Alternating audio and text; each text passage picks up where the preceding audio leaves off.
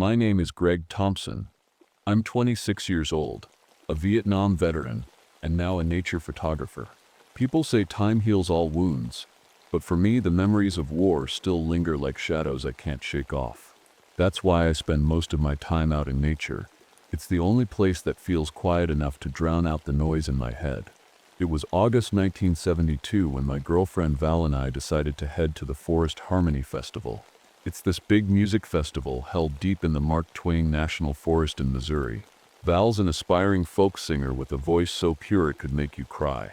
She thought the festival would be a good chance for her to network with other musicians, and I figured it'd give me an opportunity to photograph some wildlife for a magazine assignment. We weren't going alone though. My old war buddy Mike and his new girlfriend Diane were coming along too. Mike's been struggling ever since we got back from Vietnam, drinking too much and carrying his own demons. Diane, on the other hand, was a city girl through and through. It was her first camping trip, and she wasn't shy about letting everyone know she wasn't thrilled about it. We arrived in Mike's shiny 1969 Airstream RV, a real beauty with its polished silver exterior that gleamed like a mirror under the sun. Val had packed her entire vinyl collection and a battery-powered record player, which she insisted on bringing along. The RV even had these wind chimes hanging outside that jingled softly even when there wasn't any wind. It felt cozy, like a little home on wheels. Instead of parking near the main festival grounds where all the other campers were setting up, we decided to park farther out in a quiet clearing surrounded by trees. I wanted privacy for my photography, and Val liked the idea of being away from the noise so she could practice her songs. That first night started off peaceful enough. We cooked dinner over a campfire, played some records and laughed as Diane complained about bugs crawling into her tent. But as midnight approached, something strange happened. We heard howling. At first we thought it was just wolves or coyotes, normal sounds you'd expect in the forest, but this howling, it was different. It wasn't random or wild. It sounded almost melodic, like someone or something was singing in harmony with itself. Val perked up immediately and grabbed her notebook, trying to transcribe the notes into sheet music. "Do you hear that?" she asked excitedly. "It's like music." Mike laughed it off, saying it was just animals being animals, but there was something about that sound that made my skin crawl. It wasn't natural. The next morning, we were visited by an old man named Rufus, who lived near the edge of the forest. He must have seen our RV parked out here because he came hobbling up to our campsite with a serious look on his face. "You folks need to be careful out here," he said in a gravelly voice. "Cover anything reflective and stay silent after midnight." We all exchanged confused glances. "Why?" Val asked. "The midnight howlers," Rufus replied grimly. "They don't like shiny things or noise." Mike rolled his eyes and muttered something about superstitious locals, but I couldn't shake the way Rufus looked at us, like he knew something we didn't. His hands trembled as he spoke, reminding me of some of the shell-shocked soldiers I'd met during the war. After Rufus left, we decided to explore the clearing near our RV. That's when we found them, strange patterns in the grass that looked like crop circles but smaller and more intricate. They were perfectly formed, almost like someone or something had stamped them into the ground overnight. Mike also found tracks nearby, large canine prints that started out on all fours, but then shifted into what looked like two-legged strides before returning to four-legged ones again. "Probably just some big dog," Mike said with a shrug, but even he didn't sound convinced. That night, as we sat around the campfire again, I couldn't stop thinking about Rufus's warning or those strange patterns in the clearing. And when midnight came, so did the howling. It was louder this time and closer. The second night started off like the first, quiet and calm. We could hear the distant hum of music from the festival, but out here, it was mostly just the crackle of our campfire and the occasional chirp of crickets. Val was strumming her guitar softly, working on a new song, while Mike sipped from his flask and cracked jokes that Diane didn't find funny. But as the clock crept closer to midnight, that uneasy feeling came back. The forest seemed different. The air felt heavier, like something was pressing down on us. Even the wind chimes hanging from the RV had gone completely still. And then we heard it again, the howling. It started faint, almost like a whisper carried on the wind. But soon, it grew louder, wrapping around us from every direction. It wasn't just random howls this time, it was organized. The notes rose and fell in perfect harmony, like a choir singing in a language we couldn't understand. Val froze mid-strum, her eyes wide. "That's not normal," she whispered. She grabbed her notebook again and started scribbling furiously, trying to match the howls to music notes. "It's a melody," she said after a moment. "I think they're copying songs." "Songs?" Mike scoffed. "Come on, Val. They're just wolves." "No," she insisted. "Listen closely. That's House of the Rising Sun." She hummed a few bars of the tune to prove her point, and I'll be damned, it did sound like that song. I felt a chill run down my spine as I stared out into the darkness beyond our campfire's glow. The howling wasn't random at all. It was deliberate, almost intelligent. The next morning, I decided to develop some of the photos I'd taken at the festival earlier that day. I had a portable darkroom kit with me, so I set it up inside the RV while Val made coffee and Mike tried to shake off his hangover. When I pulled the first photo out of the developer solution, my heart stopped. The picture showed a group of festival goers dancing near one of the stages, but in the background there were shadows that didn't belong. They were tall and stretched unnaturally long across the ground, like something standing upright but not quite human. "Greg?" Val called from outside. "You okay?" I didn't answer right away. He won. My hands were shaking as I developed another photo and then another. In each one, those same elongated shadows appeared, always lurking at the edges of the frame. I finally stepped outside and showed Val one of the photos. Her face went pale when she saw it. "What is that?" she whispered. "He won." "I don't know," I admitted. "But whatever it is, it's watching us." Later that afternoon, Mike decided to take a walk down one of the moonlit paths we'd noticed cutting through the trees at night. He was drunk again, too drunk.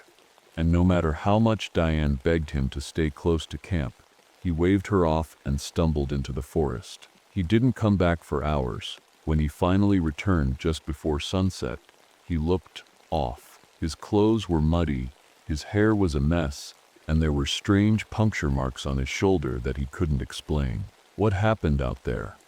I asked him. Mike shrugged like it was no big deal. "Don't remember," he muttered, before collapsing onto one of the RV's bunks and passing out cold. Diane was furious and scared. She kept pacing around camp, muttering about how this whole trip was a mistake and how she wanted to leave first thing in the morning. But then we overheard something chilling. 2 festival security guards were walking past our clearing, talking in hushed voices about 3 campers who'd gone missing overnight. They said their tents had been found shredded to pieces with no sign of where they'd gone. I glanced at Val and saw fear flicker in her eyes. She clutched her notebook tightly against her chest, like it could protect her somehow. That night, the second night, the howling came again. This time it was deafening. By the 3rd day, none of us felt like ourselves. The forest didn't seem peaceful anymore. It felt like it was watching us. The howling from the night before had been so loud we couldn't sleep.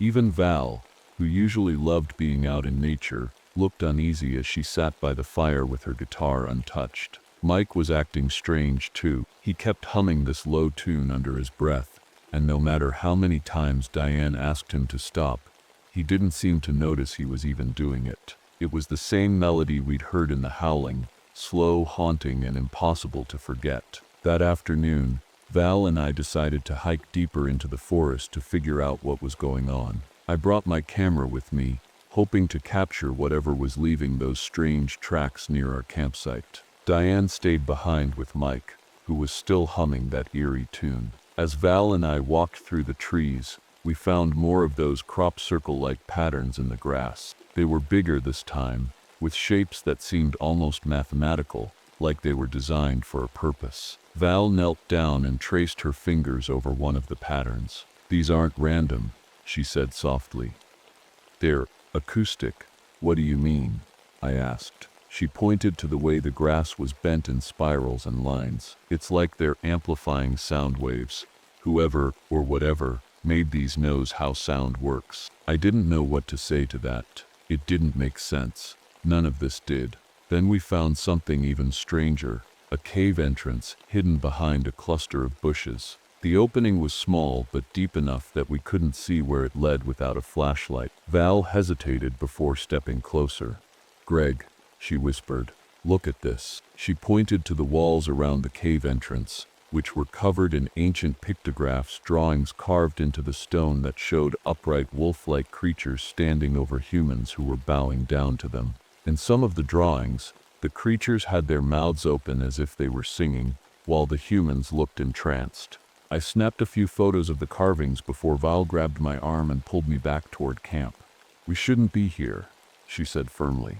When we got back to the RV, Diane was frantic.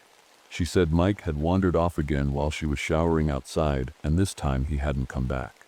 We searched for him until sunset, calling his name and shining flashlights into every shadowy corner of the forest. But there was no sign of him anywhere. And then we heard it, the howling. It started just after dark, louder than ever before, and so close it felt like it was coming from right behind us. Diane screamed when she saw something moving between the trees, a tall shadow that walked upright like a man but had glowing eyes that shone like moonlight. "Run!" I shouted as I grabbed Val's hand and pulled her toward the RV. We barely made it inside before Diane let out another scream from behind us. I turned just in time to see her being dragged into the darkness by one of those creatures, a wolf-like figure standing on two legs with claws that glinted in the moonlight. Val slammed the RV door shut and locked it while I tried to catch my breath. Outside, we could hear them circling us, howling and scratching at the metal walls like they were testing our defenses.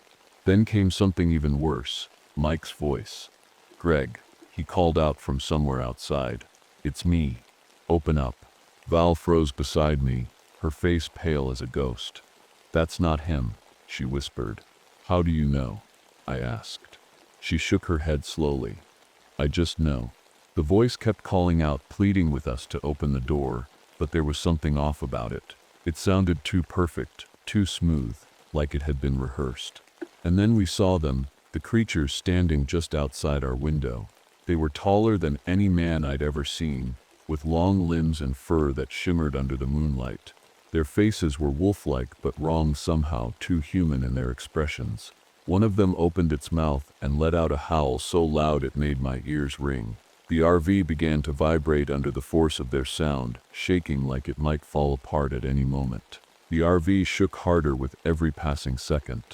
The creatures outside weren't just howling anymore, they were working together, their voices blending into one horrible, bone-chilling sound. It wasn't just loud, it felt like it was inside my head, vibrating through my skull and making it hard to think. Val covered her ears and screamed. "They're trying to break us down. They're using sound." I grabbed her by the shoulders and shouted over the noise. "What do we do? How do we stop them?" She didn't answer right away. Her face was pale, her hands trembling as she stared at the walls of the RV. Then she said something that sent a chill down my spine. "They're smart," she whispered. "We know exactly what they're doing." Suddenly the howling stopped. The silence was so sudden and complete, it made my ears ring. For a moment, I thought maybe they'd given up, but then I heard a soft tapping on the RV door. "Greg," came Mike's voice again, calm and steady. "It's me. Open up." Val shook her head furiously. "Don't listen to it. That's not him." But the voice didn't stop. It sounded so real, so convincing. "Come on, man," it said. "I'm hurt out here. I need your help." I hesitated, my hand hovering over the door handle. What if it really was Mike? What if he'd somehow escaped and needed us? Then Val grabbed my arm and pointed to the window. "Look," she hissed. I turned and saw one of the creatures standing just outside the glass, its glowing eyes locked on me. Its mouth moved as it spoke, but the words coming out were Mike's. "Greg," it said again, perfectly mimicking his voice. "Please." My stomach turned as I realized what was happening. These things weren't just hunting us, they were playing with us. "They can mimic voices," Val said, her voice shaking. "They're trying to trick you." Before I could respond, there was a loud crash from above us. The roof of the RV buckled under the weight of something heavy. One of the creatures had climbed on top. We have to get out of here, Val shouted. I grabbed my camera bag and flashlight, while Val snatched up her guitar and notebook. Together, we threw open the RV door and bolted into the night. The forest was pitch black, except for the moonlight filtering through the trees. We ran as fast as we could, dodging branches and roots while the howling started up again behind us. "They're following us," Val cried. I glanced over my shoulder and saw them, tall shadows moving between the trees with impossible speed. Their glowing eyes were like tiny lanterns in the darkness, getting closer with every step. We stumbled into a clearing and stopped to catch our breath. That's when I noticed something strange. The grass in this clearing was flattened into one of those spiral patterns we'd seen before. Val stared at it for a moment before realization dawned on her face. "This is where they amplify their sound," she said. "We're standing in their trap." Before I could react, one of the creatures stepped into the clearing with us. It stood upright like a man but moved with an animal's grace, its long claws glinting in the moonlight.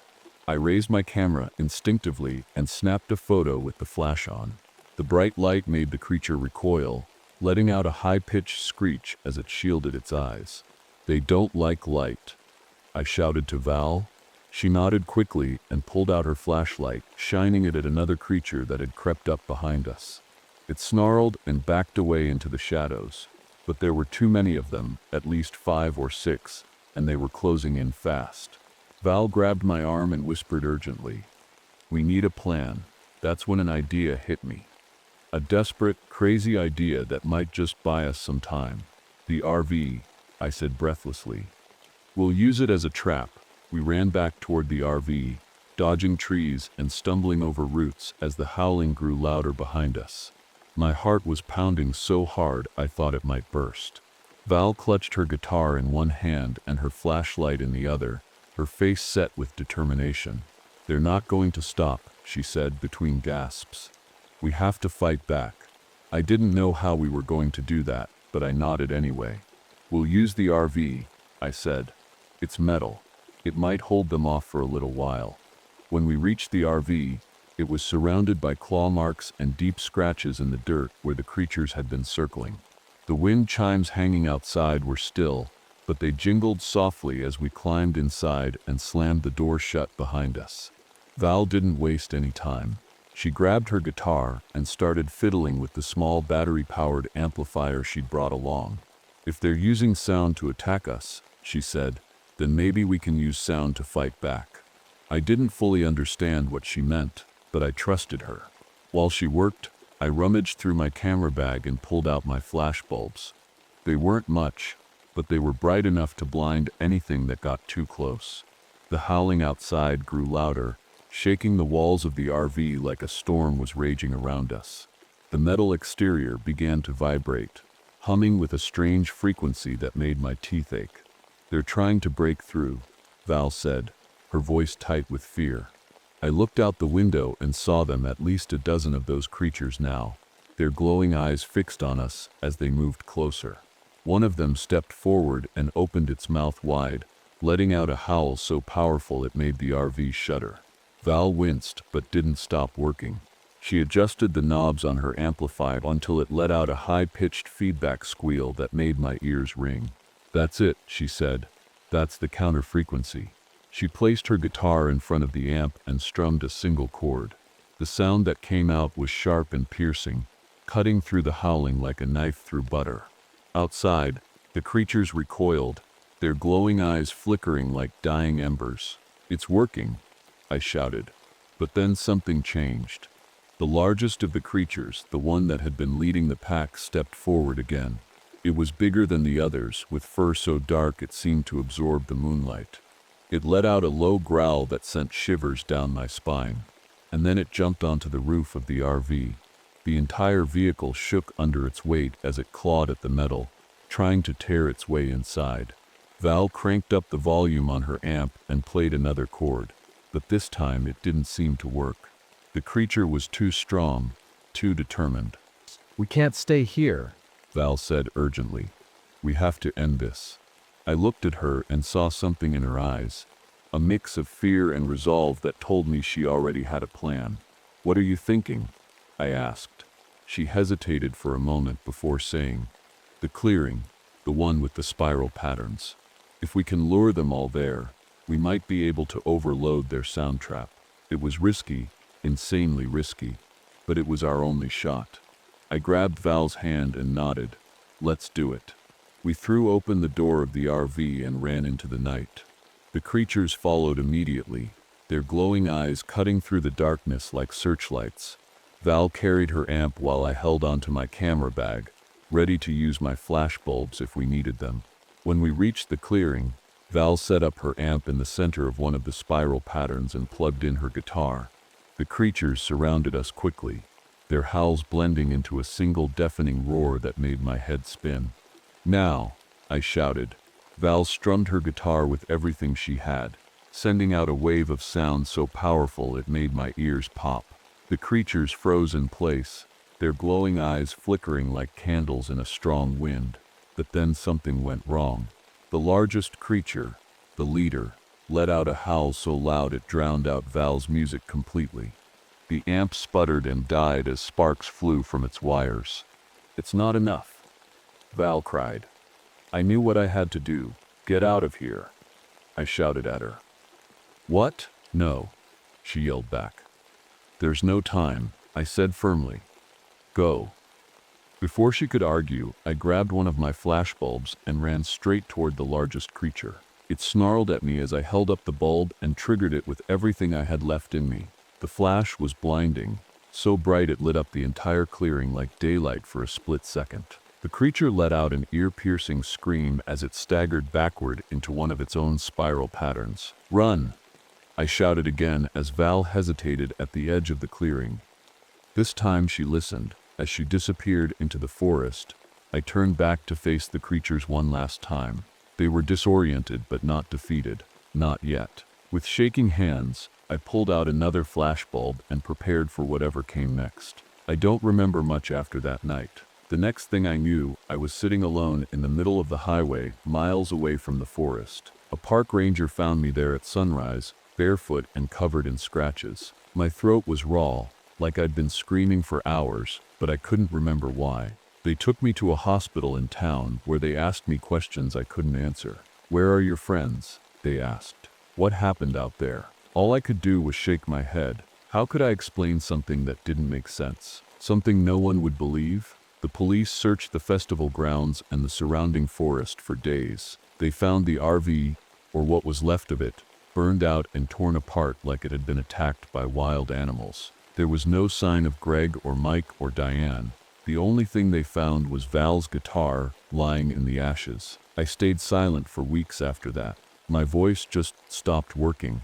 The doctors said it was trauma, but deep down I knew it was something else. The music, the howling, it had taken something from me. It wasn't until months later that I started to piece together what happened that night. I went back to the forest once, just once, with a tape recorder in hand. I didn't know what I was looking for, maybe closure, maybe answers, but what I found still haunts me.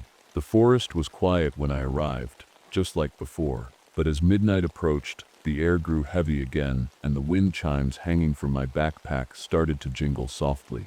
And then, the howling began. It was softer this time, almost like a lullaby, but it still carried that same haunting melody, the one that had followed us through the trees all those nights ago. I pressed record on my tape deck and held my breath as the sound grew louder. When I played the tape back later, my blood ran cold. There were voices in the howling, faint but unmistakable. Greg's voice, Mike's voice, even Diane's voice. "Val," they called out softly, over and over again.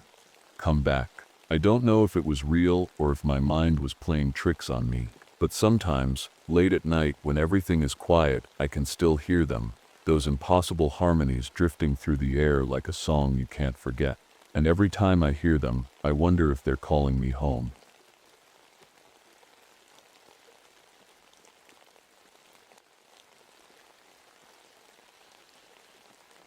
My name is Douglas Reed.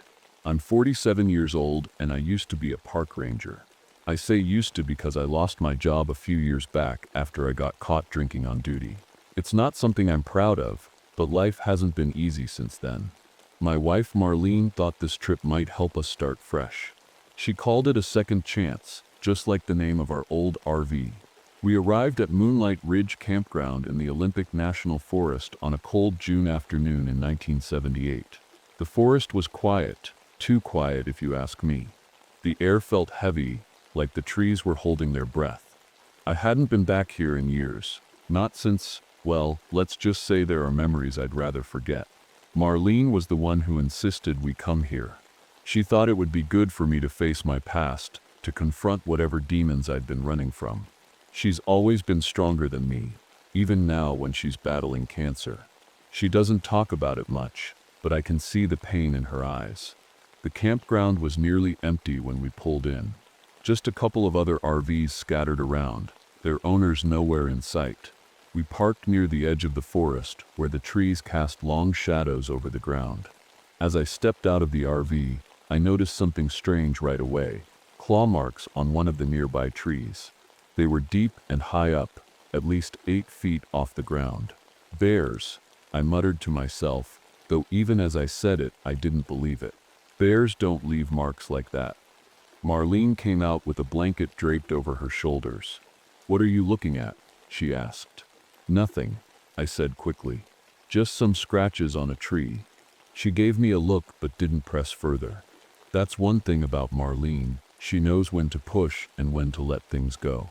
That night, as we settled into the RV for bed, the forest came alive with sounds: crickets chirping, leaves rustling in the wind. It should have been peaceful, but something about it felt off. Around midnight, I heard footsteps outside, heavy ones, like someone or something was circling the RV. I sat up in bed and held my breath, listening closely. The footsteps stopped for a moment, then came a rhythmic tapping on one of the windows. Tap, tap, tap. "Marlene," I whispered, shaking her awake. "Do you hear that?" She groaned and rolled over.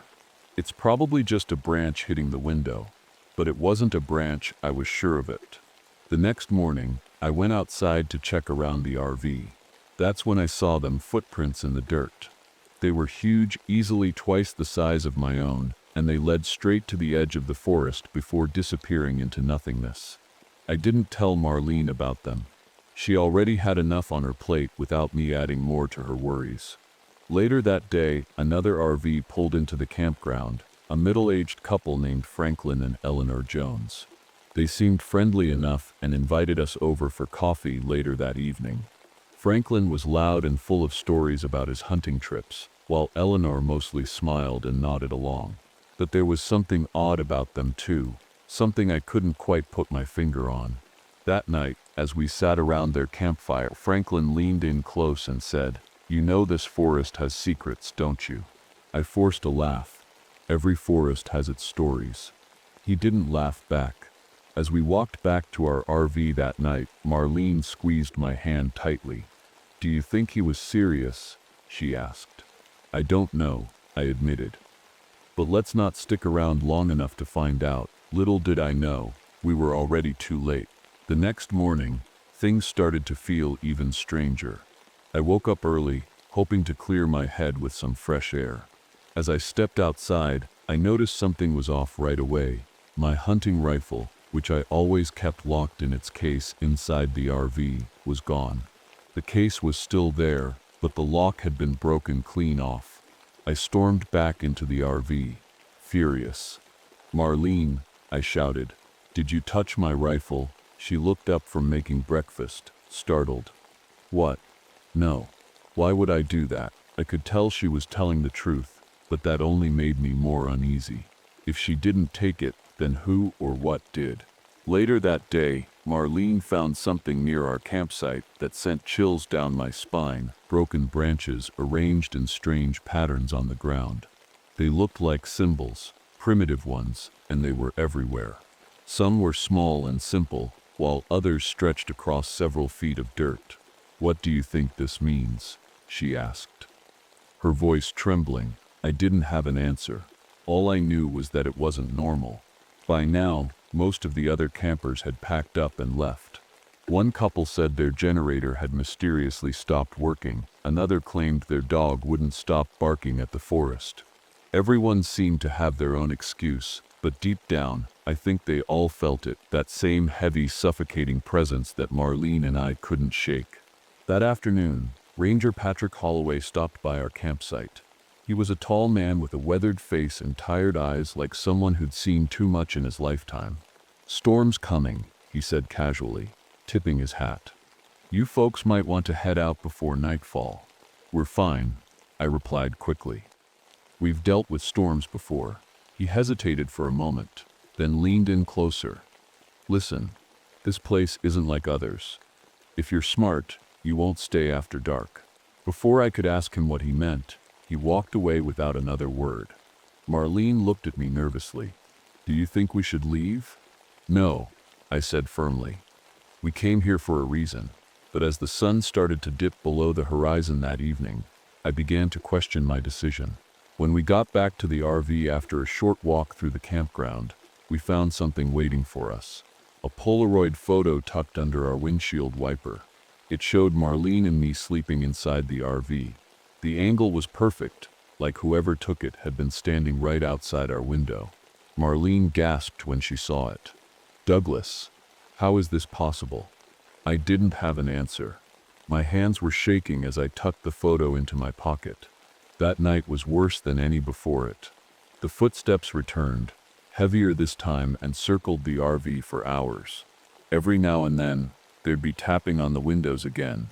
Tap, tap, tap, but louder now, almost angry. I stayed awake all night with a flashlight in one hand and a kitchen knife in the other. When morning finally came, I felt like my nerves were shot. As if things couldn't get worse, Franklin Jones showed up at our door later that day looking pale and disoriented. His clothes were soaked through like he'd been wandering in the forest all night. "They're watching," he mumbled over and over again. "The tall ones, they're watching." Marlene tried to calm him down while I stood frozen in place. Who were the tall ones? And why did Franklin look so terrified? That evening, Eleanor Jones went missing. Eleanor's disappearance shook us all. Franklin was inconsolable.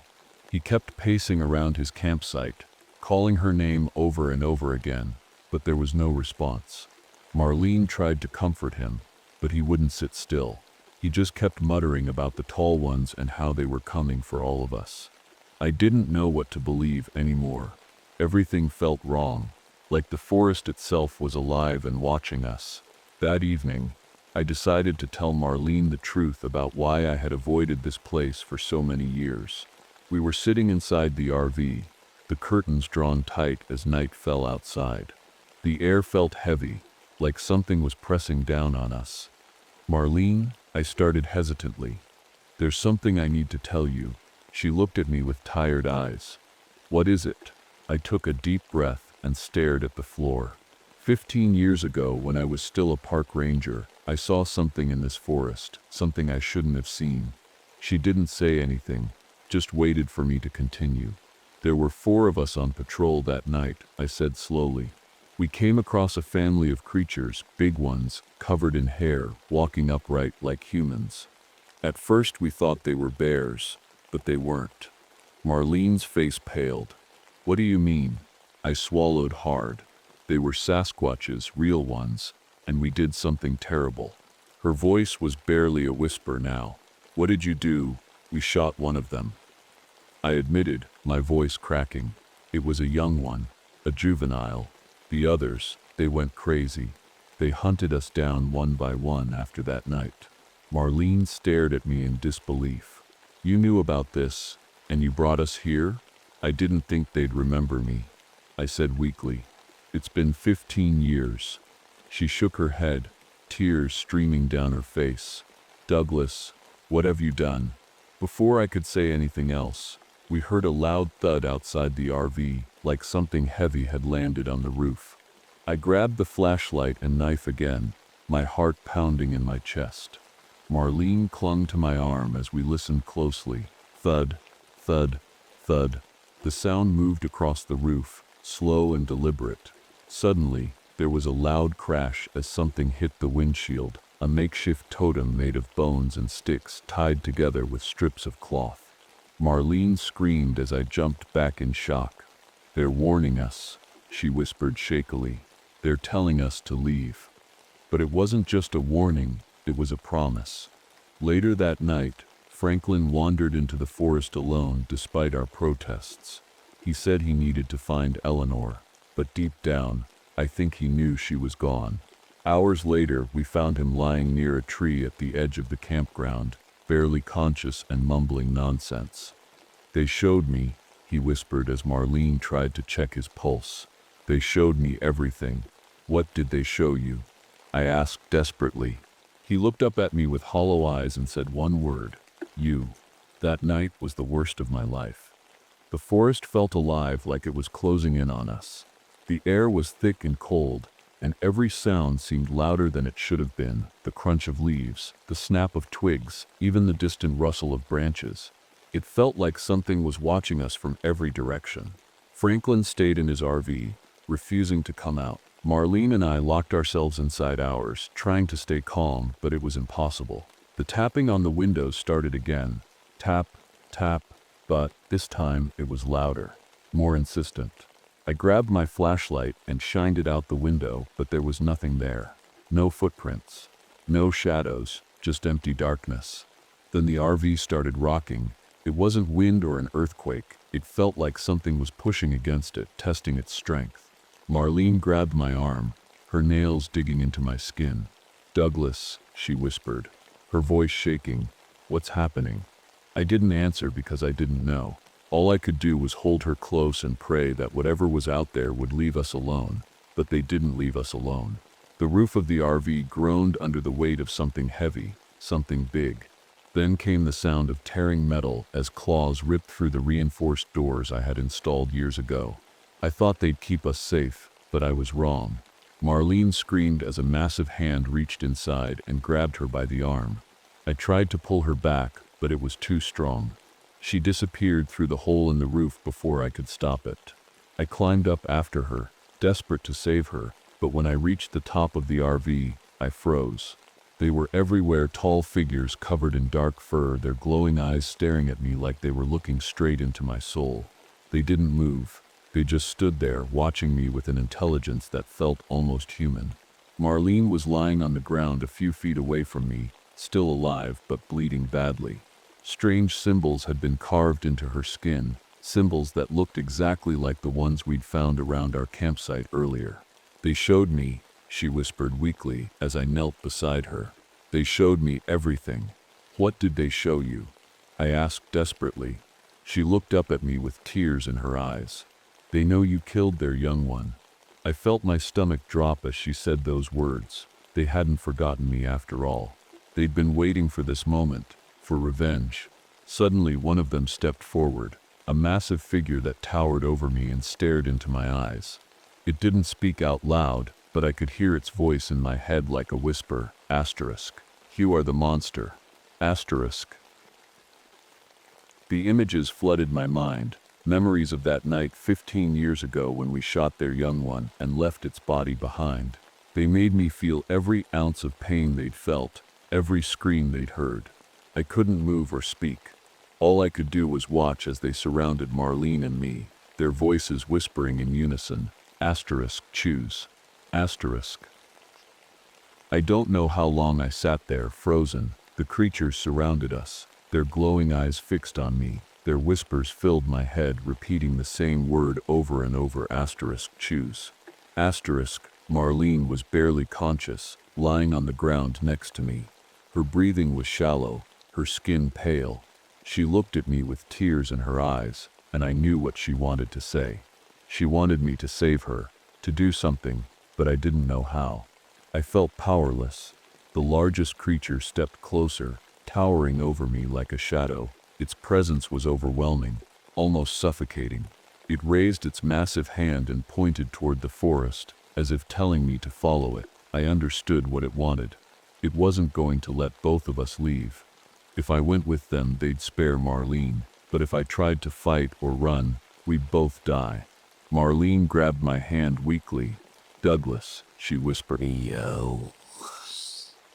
Her voice barely audible. "Don't leave me." I felt a lump in my throat as I looked at her. My heart was breaking, but deep down, I knew what I had to do. I'm sorry, I said softly, tears streaming down my face. I'm so sorry. I stood up slowly and turned toward the forest. The creatures parted to let me through, their whispers growing louder as I walked past them. My legs felt heavy with every step, but I forced myself to keep going. Marlene called out after me, her voice cracking with desperation. Douglas, please. I didn't look back. The forest swallowed me whole as I followed the creatures deeper into the darkness. The whispers grew louder and more chaotic, filling my mind with images of pain and death, images of all the people who had disappeared in this forest over the years. They didn't just kill their victims, they absorbed them, their memories, their fears, their knowledge. That's why they were so intelligent, so human-like. They had been learning from us for decades. I don't know how far we walked or how much time passed before it happened. All I remember is the pain, the sharp claws tearing into my flesh, the overwhelming sensation of being ripped apart piece by piece. But the worst part wasn't the physical pain. It was what they did to my mind. They forced me to relive every mistake I'd ever made, every moment of guilt and regret. They showed me what Marlene's life would be like without me, how she'd struggle to move on, how she'd eventually give up completely. And then, everything went black. When Marlene woke up the next morning, she was alone in the RV. The creatures had spared her like they promised, but they left behind a reminder, a scarred symbol carved into her arm that burned whenever she touched it. She managed to start the RV, despite its damage, and drove down the mountain road as fast as she could. But even as she left the forest behind, she couldn't escape its whispers. They followed her everywhere, in her dreams, in the quiet moments when she was alone. Months later, Marlene took her own life. She left behind journals filled with drawings of strange symbols and descriptions of creatures that whispered in her mind. No one believed her story. They thought it was just the ramblings of a broken woman, but I know better. The last thing Marlene wrote in her journal was this: "They're still out there."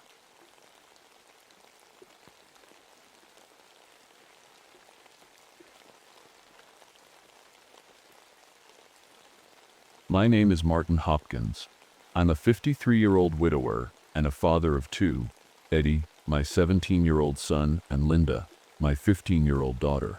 Life hasn't been easy for us since my wife passed away 2 years ago. She was the glue that held us together. Without her, it feels like we're all just drifting apart. I thought maybe a hunting trip could help fix that, bring us closer as a family again.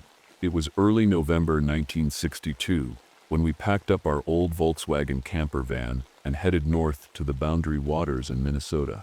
The van was bright orange, hard to miss on the road, and had this annoying squeak in the suspension that you could hear from a mile away. I'd modified it myself with extra insulation and a small wood-burning stove to keep us warm during the cold nights. I wanted this trip to be perfect. Eddie wasn't thrilled about it. He's been rebellious lately, always testing my patience. "Why do we even have to go?" he grumbled as we loaded up the van. Linda, on the other hand, was quiet, like always. She's been acting more like a mother than a teenager ever since her mom died. I could see she was trying to keep the peace between Eddie and me. The drive up was long but beautiful. Snow had already started dusting the trees along the highway, and the air smelled crisp and clean. We stopped at this small gas station just before entering the wilderness to fill up the tank and grab some snacks. That's where we met Victor Blackwood. Victor was a rugged-looking man in his late 40s with sharp eyes and a thick coat that looked like it had seen its fair share of winters. He introduced himself as a local outfitter and offered to guide us to a special hunting spot deep in the woods. "You won't regret it," he said with a grin that didn't quite reach his eyes. "The deer practically jump into your arms out there." I wasn't sure about him at first. There was something about him that felt off, but he seemed to know what he was doing, and I figured an experienced guide couldn't hurt. While Victor helped us load some extra supplies into his truck, Eddie found something strange: old newspaper clippings scattered on Victor's front seat. They were about hunters who had gone missing in this area over the years, some dating back to the 1930s. "Dad," Eddie whispered to me when Victor wasn't looking, "this guy's weird." "Don't start," I said firmly, brushing it off as Eddie being difficult again. We followed Victor down a narrow dirt road that wound deeper into the forest until we reached a secluded campsite by a frozen lake. It was breathtaking, the kind of place you see on postcards, but there was an eerie stillness to it too. No birds chirping, no rustling leaves, just silence. As we set up camp, an unseasonable blizzard rolled in out of nowhere. The wind howled through the trees, and snow piled up fast around the van. By nightfall, we were trapped inside the RV that night. Despite having both the wood-burning stove and heater running full blast, it felt like the cold was seeping right into our bones. Linda noticed Victor standing outside in the storm at one point, staring at us through the frosted window with this strange look on his face, like he was hungry or something. When she told me about it later, I laughed it off nervously. "He's probably just checking on us," I said, but deep down, I wasn't so sure. The next morning I woke up with a strange feeling in my gut. It wasn't just the cold, it was hunger, but not the kind of hunger you get when you skip breakfast. This was deeper, sharper, like I hadn't eaten in days. I thought maybe it was just me, but when I looked around I saw Eddie and Linda sitting at the small table in the RV, both looking pale and exhausted. "Dad," Linda said quietly, "I'm starving." That didn't make sense. We'd all had a big dinner the night before, canned stew and biscuits warmed over the stove. There was no way we should have been this hungry already. Still, I pulled out some of our supplies and made breakfast: eggs, bacon, and toast. We ate quickly, but even after finishing everything on our plates, the hunger didn't go away. If anything, it got worse. Victor showed up not long after breakfast, looking completely unfazed by the storm outside. He brought a fresh stack of firewood and suggested we take a walk to explore the area. "You'll want to get familiar with the land if you're planning to hunt," he said with that same unsettling grin. We bundled up and followed him into the woods. The snow was deep and untouched, like no one had been here in years. As we walked, Victor pointed out strange carvings on some of the trees, symbols I didn't recognize. "Old Indian hunting markers," he explained. "They used to mark their territory like this." Something about those symbols made my skin crawl. They looked ancient, almost ritualistic, but I didn't say anything. Eddie was already giving me enough grief for trusting Victor. "Yeah, real helpful," Eddie muttered under his breath as we kept walking. The deeper we went into the forest, the quieter it got. No birds, no animals. Just the crunch of our boots in the snow and the occasional creak of tree branches in the wind. It felt like the whole world had gone still. Eventually, we stumbled across an abandoned campsite buried under a layer of snow. There were old tents collapsed under their own weight and a fire pit filled with ash that looked like it hadn't been touched in years. But what caught my attention were the bones scattered around. Human bones. They were gnawed down to splinters, arranged in strange patterns around the fire pit. Linda gasped and grabbed my arm when she saw them. What is this?" she whispered. Victor didn't seem surprised at all. He crouched down next to one of the bones and picked it up like it was nothing. "Looks like wolves got to them," he said casually, tossing it back into the snow. But these weren't wolf bites. I could tell that much, just by looking at them. The marks were too clean, too deliberate. I wanted to leave right then and there, but Victor insisted we keep moving. By the time we got back to camp later that afternoon, our food supplies had started to spoil, meat turning gray and slimy despite being stored in the freezing cold. Even canned goods smelled off when we opened them. "How is this even possible?" Linda asked as she held up a can of beans that had gone bad. I didn't have an answer for her. None of it made sense. That night was worse than the first. The temperature inside the RV dropped even lower, despite all our efforts to keep warm. The hunger was unbearable now, like something alive clawing at my insides, and judging by how quiet Eddie and Linda were, they felt it too. At some point during the night, I heard footsteps crunching through the snow outside. For a moment, I thought maybe it was Victor again. But then I realized they were too heavy to be his. The sound circled around the RV slowly before fading into silence. I didn't sleep at all after that. By the third day, things started to feel wrong. Not just the hunger or the cold, though both were getting worse, but something deeper. It was like the forest itself had changed. The air felt heavier, And the silence wasn't just quiet anymore, it was oppressive, like it was pressing down on us. Eddie was acting strange too. He'd always been a little moody, but now he barely spoke at all. He just sat by the window, staring out into the snowstorm with this blank look on his face. When I asked him if he was okay, he didn't even respond.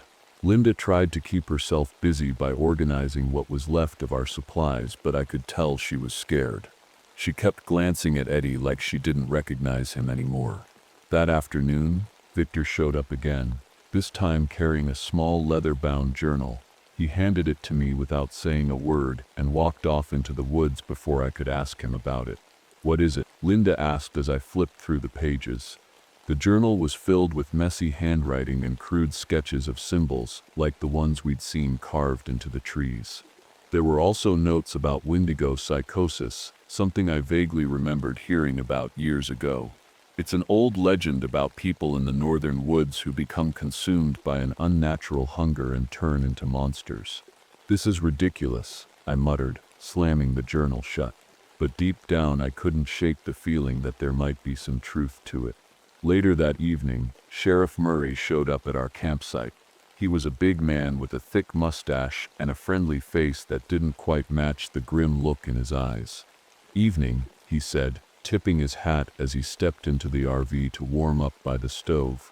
"I'm out here looking for 3 hikers who went missing last week. You folks seen anything unusual?" I hesitated before answering. "Nothing besides this storm," Murray nodded but didn't look convinced. He stayed for a while asking questions and jotting down notes in his little notebook. Before he left, he warned us to stay close to camp. "This area's got a history," he said quietly as he opened the door to leave. "People go missing out here more often than they should." That night, I woke up to a loud crash outside. Grabbing my flashlight and rifle, I stepped out into the freezing cold to investigate. The wind howled around me as I scanned the area, but all I found were footprints leading away from camp, big ones too big to be human. The next morning, we found Sheriff Murray's severed hand lying in the snow near our campfire. His radio was still clutched in his frozen finger. Linda screamed when she saw it, and Eddie just stared at it like it didn't bother him at all. "What's happening to us?" Linda whispered as she clung to my arm. I didn't have an answer for her. Later that day, I caught Eddie sketching something in his notebook, horrible drawings of people being torn apart and eaten alive. When I confronted him about it, he just looked up at me with this strange expression on his face. "They're not just drawings," he said calmly. "They're memories." I didn't know what to say to that. My son, the boy I'd raised, was slipping away from me right in front of my eyes. That evening, Linda found another entry in Victor's journal that sent chills down my spine. The hunger spreads through proximity. Once you're in its territory, there's no escaping it. By the 4th night, Eddie was gone. Not physically. He was still there in the RV, but he wasn't Eddie anymore. His skin had taken on a pale, grayish tone and his eyes looked hollow, like they were staring right through us. He barely spoke, and when he did, his voice sounded wrong. It wasn't just deeper. It was older, like someone else was speaking through him. Linda found him in the middle of the night, crouched by the stove, eating raw bacon straight out of the package. She screamed when she saw him, waking me up. I rushed over and grabbed him by the shoulders. "What are you doing?" I shouted. Eddie just looked at me with a blank expression and said, "I'm hungry." I didn't know what to do. My son, my boy, was changing into something I couldn't understand. I wanted to believe it was just the stress of the trip, or maybe even the cold getting to him. But deep down, I knew it was something worse. Linda spent most of the day reading through Victor's journal while Eddie sat silently by the window. She found an entry that made her gasp. "Dad," she whispered, holding up the journal for me to see. "Victor's been bringing families here every winter." The entry described how Victor lured people into the woods and left them as sacrifices for something he called the Wendigo. According to the journal, Victor had been doing this for decades, long enough that he should have been over 80 years old by now. "How is that possible?" Linda asked. I didn't have an answer for her. Victor showed up again that evening with a strange look on his face, calm but almost satisfied. He sat down at our table and started talking about the Wendigo like it was a normal part of life. "It's not just a legend," he said quietly, staring into the fire. "It's real, and it's hungry." He explained that simply being in its territory was enough to infect you with its hunger, that once you felt it, there was no escaping it. He also admitted that he'd been serving the Wendigo for years, bringing it new victims every winter in exchange for his own survival. "You don't understand," he said when I confronted him angrily. "If I don't do this, I'll starve too." Linda tried to argue with him, but Victor just shook his head and walked out into the storm again. That night, Eddie disappeared from the RV. Linda and I searched everywhere for him, but couldn't find him until early morning when he stumbled back into camp covered in blood. His clothes were torn and his hands were shaking. "Where were you?" I demanded. Eddie didn't answer. He just looked at me with those hollow eyes and said, "I don't remember." Linda screamed when she saw what Eddie had drawn in his notebook later that morning, detailed sketches of Sheriff Murray's mutilated body in a shrine made of bones. "Dad," Linda whispered as she clung to my arm. "He's not Eddie anymore." I wanted to believe she was wrong, that somehow we could fix this, but deep down I knew she was right. Victor returned one last time that evening and told us what we needed to do if we wanted to survive. "The Wendigo can be defeated temporarily by fire," he said, "but you'll have to consume its heart if you want to break free from its curse." I didn't want to believe him. I didn't want any of this to be real. But at this point, it felt like we didn't have a choice.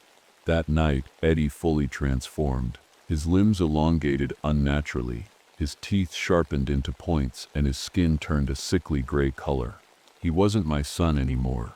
He was something else entirely. The RV shook violently as Eddie, or whatever he had become, slammed against the walls from outside. Linda was crying, curled up in the corner of the bathroom where we'd barricaded ourselves. I held the rifle tightly, but my hands were trembling so badly I wasn't sure I could use it if I had to. "Dad," Linda whispered, her voice shaking, "what's happening to him?" I didn't know how to answer her. Eddie wasn't Eddie anymore. He was something else now, something monstrous. The sound of tearing metal echoed through the RV as Eddie ripped through one of the walls with his bare hands. His strength was impossible, unnatural. I could see his elongated limbs and sharp teeth through the hole he'd made, and for a moment I froze. This thing, it wasn't my son anymore. Victor appeared suddenly, stepping into the chaos like he wasn't afraid at all. He held a torch in one hand and a hunting knife in the other. "Get out of here," he said firmly, tossing me the knife. "I'll hold him off." I didn't trust Victor. Not after everything he'd done, but right now he was our only chance. Grabbing Linda by the arm, I pulled her out of the bathroom and toward the RV's broken door. The snowstorm outside was blinding, but we couldn't stay here any longer. Victor shouted something behind us as Eddie lunged at him, but I didn't stop to look back.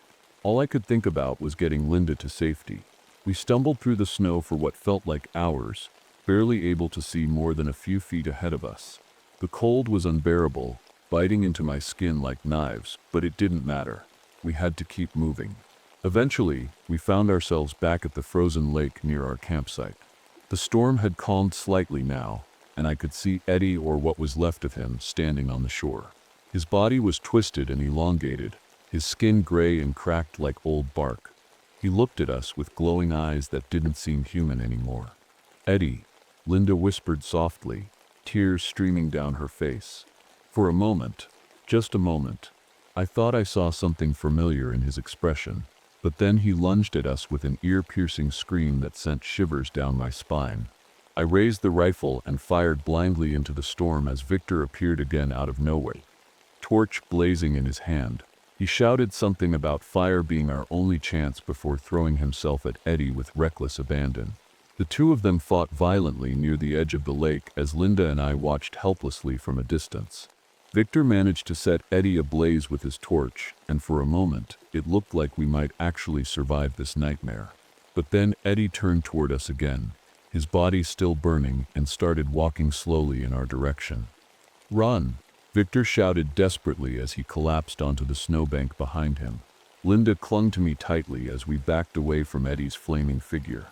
Tears streamed down her face as she begged me to do something to save him, but there was nothing left to save. I raised the rifle one last time and fired directly into Eddie's chest. He let out a horrible scream before collapsing onto the ice below him. Victor crawled toward us weakly after it was over, holding out something small and black in his hand, the Wendigo's heart. "You have to eat it," he said quietly, before collapsing onto his side. Linda looked at me desperately as I stared down at Victor's lifeless body and then at Eddie's burning remains on the ice below us. "I can't," she whispered softly through her tears. Neither could I. Spring came months later, and with it the snow began to melt in the Boundary Waters. Rangers patrolling the area found our RV abandoned at a roadside turnout. The bright orange paint was scratched and dented, and the inside was a mess. Bloodstains on the walls, claw marks on the furniture, and supplies scattered everywhere. They didn't find me or Linda. What they did find was a notebook left on the small table inside. It was mine. I'd written everything down, everything that had happened to us. The hunger, Eddie's transformation, Victor's betrayal, and how we barely escaped with our lives. But toward the end of the entries, my handwriting started to change, shaky and uneven, like I wasn't myself anymore. The last entry wasn't even mine. It was Linda's. She wrote about how we'd made it back to civilization, but couldn't shake the hunger, no matter how much we ate. She described how I started acting strange, how my skin turned pale and my eyes lost their light. She wrote about how she tried to leave me behind but couldn't bring herself to do it because I was still her dad, or at least part of me was. The final lines of her entry were short and chilling. "I can feel it now too, the hunger. It's inside me. I'm going back to join them." Linda was never found. Every year since then, a family has gone missing in the same region of the Boundary Waters.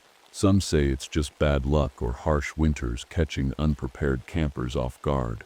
But others, those who've heard the stories, know better.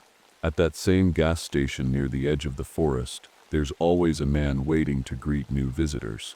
He looks rugged but friendly, with sharp eyes and a warm smile that doesn't quite reach his face.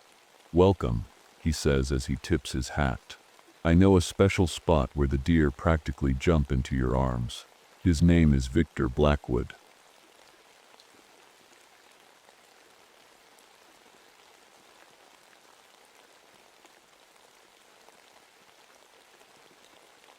My name is Timothy Jenkins, and this is a story I've never shared before.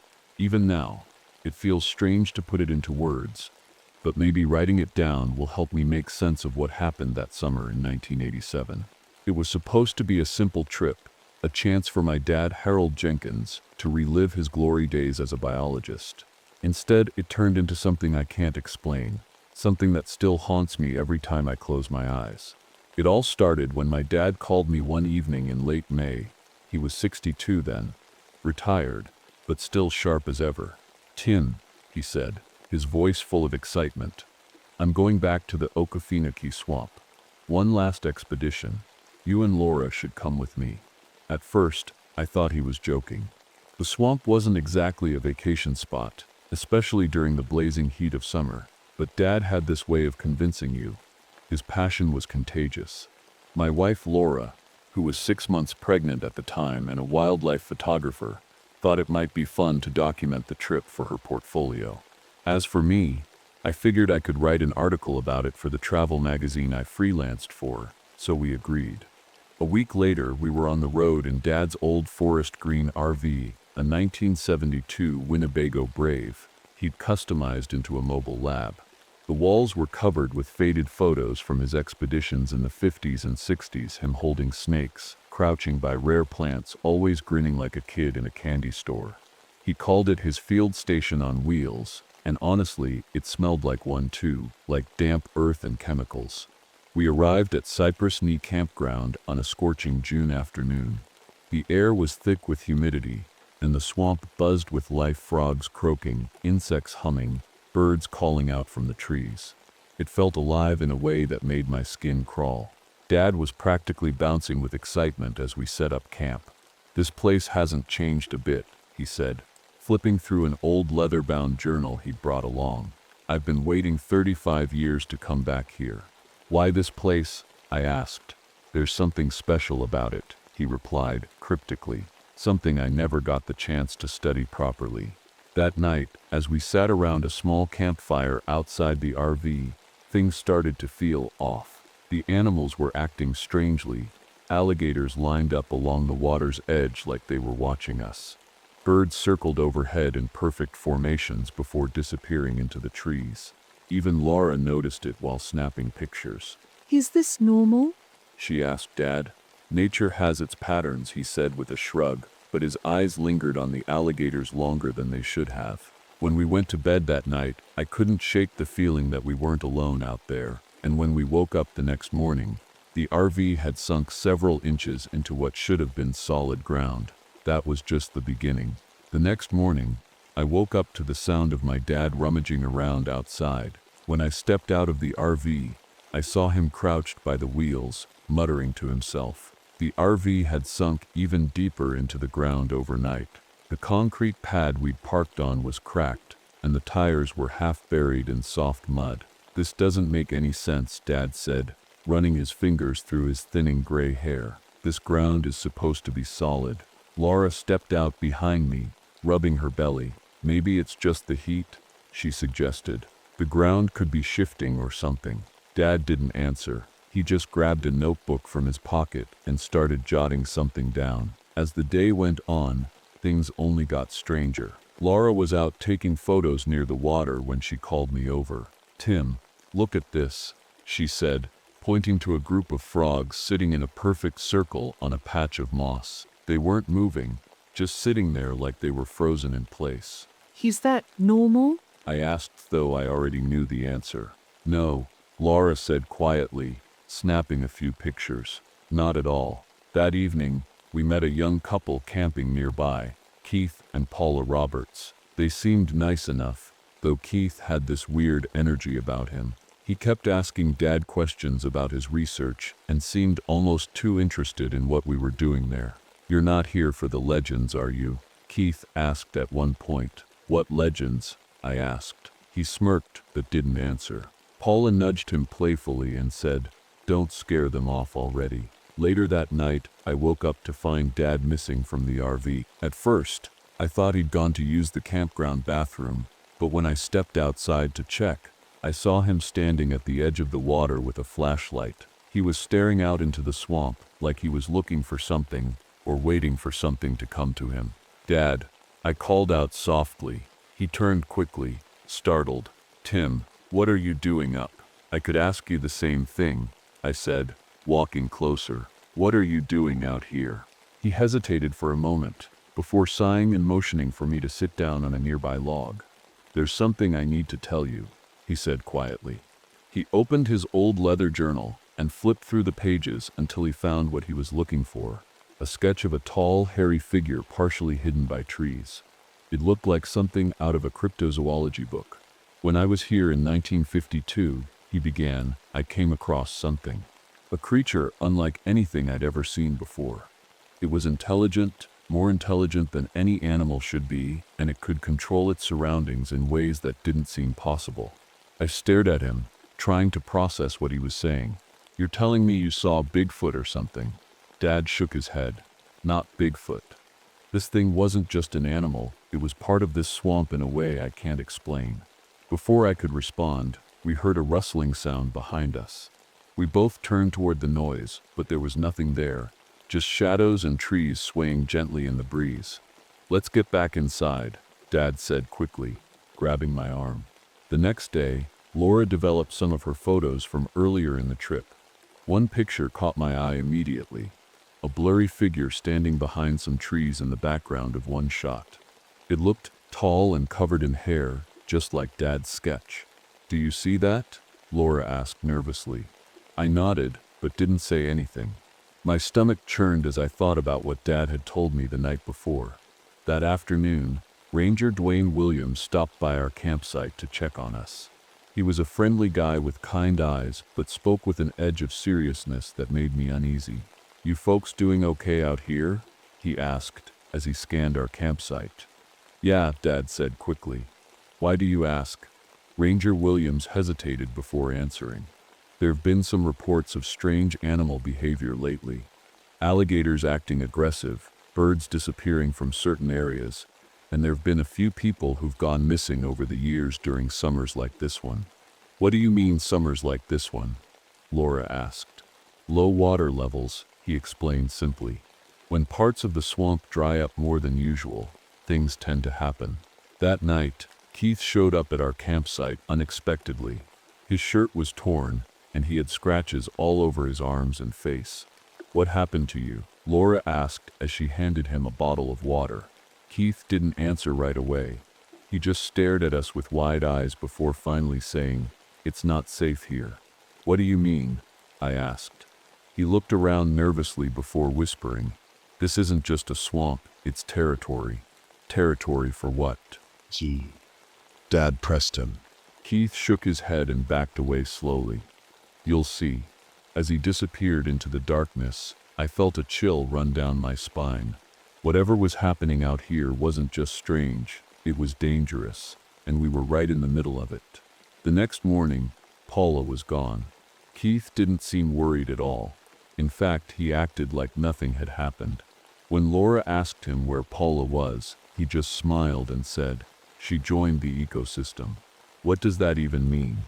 I asked, my voice rising. "She's part of it now," Keith replied calmly, like it was the most normal thing in the world. "We all are." Dad pulled me aside after that and whispered, "We need to keep an eye on him. Something's not right." That afternoon, while Laura was resting in the RV, I found Dad sitting at the picnic table with his journal spread out in front of him. He'd added new sketches, detailed drawings of animals forming patterns and symbols I didn't recognize. He looked up at me with a strange glint in his eyes. "It's all connected," he said softly. "The animals, the plants, even the ground beneath our feet. It's like they're all working together." "Dad," I said carefully, "you're starting to sound like Keith." He ignored me and pointed to one of his sketches. "Do you see this? This is communication. It's primitive but intelligent. They're trying to tell us something." Before I could respond, Laura came out of the RV holding a stack of freshly developed photos. Her hands were shaking as she handed them to me. "Look at these," she said quietly. The first few photos were normal. Shots of the swamp, birds in flight, frogs on lily pads. But then I saw it. A tall, hair-covered figure standing partially submerged in the water near our campsite. In one photo, it looked like Keith was talking to it. My stomach dropped. "What is this?" I asked. "I don't know," Laura whispered. "But whatever it is, it's real." That evening, Dad insisted we follow him deeper into the swamp. He said he'd figured out where the creature wanted us to go. "You're not seriously thinking about going out there at night," Laura said, her voice trembling. "It's now or never," Dad replied firmly. "This might be my only chance to finish what I started all those years ago." Against my better judgment, we followed him. The deeper we went into the swamp, the stranger things became. The air felt heavier, like it was pressing down on us. The trees seemed to close in around us, their twisted roots forming unnatural shapes that looked almost deliberate. At one point, we came across what looked like quicksand, but it wasn't supposed to be there. According to Dad's map, this area should have been solid ground. Yet when I stepped closer, the earth shifted beneath my feet like it was alive. "Stay back," Dad warned. "This isn't normal quicksand." "What do you mean?" I asked. He didn't answer right away. Instead, he crouched down and scooped up a handful of the wet earth. "It's too uniform," he muttered. Like it was placed here on purpose. I didn't understand what he meant. And honestly, I wasn't sure I wanted to. As we continued on, we started noticing small objects scattered along the path, bones, feathers, shells, all arranged in intricate patterns. It was as if someone or something had left them there as markers. "This is a trail," Dad said excitedly. "It's leading us somewhere." Laura grabbed my arm and whispered, "Tim, I don't like this." "Neither do I admitted. But Dad was already moving ahead, completely absorbed in whatever he thought he was discovering.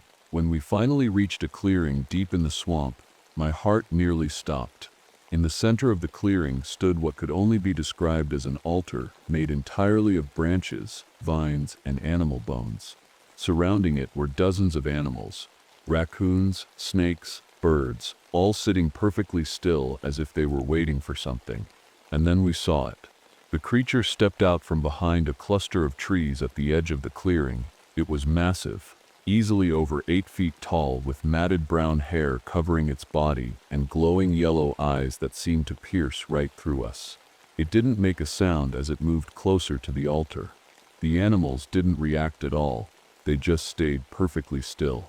Dad took a step forward, his hands trembling but his face filled with awe. "It's beautiful," he whispered. Laura grabbed his arm and pulled him back sharply. "Are you insane?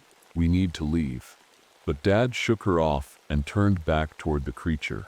"It's not going to hurt us," he said confidently. "It brought us here for a reason." I wasn't so sure about that. The creature reached down and picked up something from the altar, a bundle of flowers arranged in an intricate pattern, and placed it gently on the ground in front of us. "What is it doing?" Laura asked nervously. "I think," Dad began slowly, "it's offering us something." I didn't know what scared me more, the fact that this thing seemed intelligent enough to make an offering, or the possibility that Dad might be right. As we stood there frozen in place, Keith suddenly appeared behind us out of nowhere. "You see?" he said with a wide grin. "It wants you to join." "What are you talking about?" I demanded. Keith just laughed and gestured toward the creature. "You'll understand soon enough." I wanted to run, to grab Laura and get as far away from this place as possible, but my legs wouldn't move. It was like the swamp itself was holding me there, and deep down I knew this wasn't over yet. At that moment, everything felt wrong. The swamp was too quiet, the air too heavy. Even the animals around the altar seemed unnatural, like they weren't just sitting there but waiting for something. Laura was gripping my arm so tightly it hurt, but I didn't mind. I was just as terrified as she was. Dad stepped closer to the creature, his hands trembling, but his eyes lit up with an almost childlike wonder. "It remembers me," he said softly, like he was talking to himself more than to us. "What are you talking about?" I asked, my voice shaking. He turned to me and smiled, a strange, unsettling smile. "Back in 1952, I found it. Or maybe it found me. It was just a juvenile then, hiding in the swamp. I captured it for a few days to study it, but I had to let it go." "You captured this thing?" Laura said in disbelief. Dad nodded slowly. "I didn't understand what it was back then, but now I see. It's not just an animal. It's part of this swamp. It is the swamp." Before I could respond, the creature moved closer to us, its glowing yellow eyes locked onto Dad, and for a moment, I thought it might attack him. But instead it extended one of its long arms and pointed toward Laura. "What is it doing?" Laura whispered, her voice trembling. "I think," Dad began hesitantly, "it's interested in your pregnancy." Laura's grip on my arm tightened even more. "We need to leave," she said firmly. "Now." But Dad shook his head. "No. Don't you see? This is an opportunity, a chance to understand something no one else ever has." "It's not an opportunity," I snapped. "It's dangerous." Before we could argue further, Ranger Williams appeared out of nowhere, his flashlight cutting through the darkness like a beacon of hope. "What are you folks doing out here?" he demanded. "Ranger," Laura cried out, relief flooding her voice. But before he could reach us, the ground beneath him shifted, liquefying like quicksand, and he sank up to his knees in an instant. "Help me," he shouted, trying to pull himself free. I ran toward him instinctively, but Dad grabbed my arm and stopped me. "You can't help him," he said quietly. "It's the swamp." "What are you talking about?" I yelled angrily. "The swamp is alive," Dad replied calmly. "It does what the creature wants." As Ranger Williams struggled against the shifting ground, vines began creeping toward him from nearby trees, wrapping around his legs and pulling him down further. His flashlight fell into the mud and disappeared as he sank completely beneath the surface. Laura screamed, and I felt my stomach churn violently. This wasn't just strange, it was horrifying. Keith stepped forward then, his grin wider than ever. You see? It doesn't want to kill. It wants to claim. What does that mean? I demanded. Keith didn't answer directly. Instead, he turned to Dad and said, "You understand now, don't you?" Dad nodded slowly, his face pale but determined. "Yes," he said quietly. "I understand." "What are you talking about?" I asked desperately. Dad turned to me with tears in his eyes and said something I'll never forget. "It brought us here for a reason to join its ecosystem." "No," Laura said firmly, shaking her head. "We're leaving right now." But before she could move, the creature stepped closer again, its glowing eyes fixed on her belly, and placed another bundle of flowers on the ground in front of her. "It wants your baby," Dad whispered. Laura gasped and stumbled backward into me. "Tim, please, let's go." I grabbed her hand and started pulling her away from the clearing, but Keith blocked our path. "You can't leave," he said calmly. "Not yet. Get out of our way," I shouted. Keith laughed softly and gestured toward the creature behind him.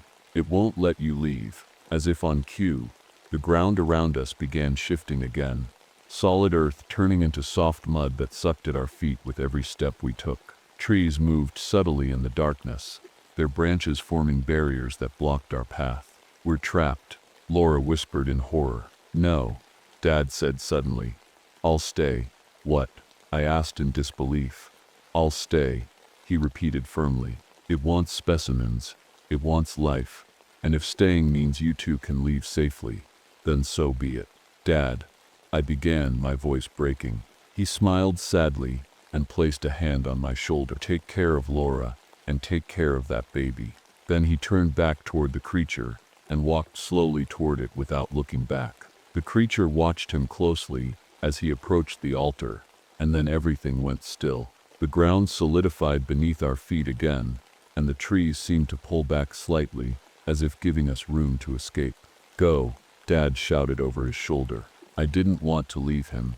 I wanted to fight, but Laura pulled me away forcefully. "We have to go," she cried desperately. And so we ran through the dark swamp with its twisting paths and looming shadows, until we finally reached the RV. As we drove away from Cypress Knee Campground that night, I couldn't stop thinking about Dad's final words or about the creature that had claimed him forever. We didn't stop driving until the swamp was far behind us. The RV rattled down the empty highway, and the only sound was Laura's quiet sobbing. I kept my eyes on the road, gripping the steering wheel so tightly my knuckles turned white. My dad was gone. I couldn't believe it. I didn't want to believe it. But deep down I knew we'd never see him again. Laura sat in the passenger seat, one hand resting on her belly. "Do you think it's over?" she asked softly. I didn't know how to answer.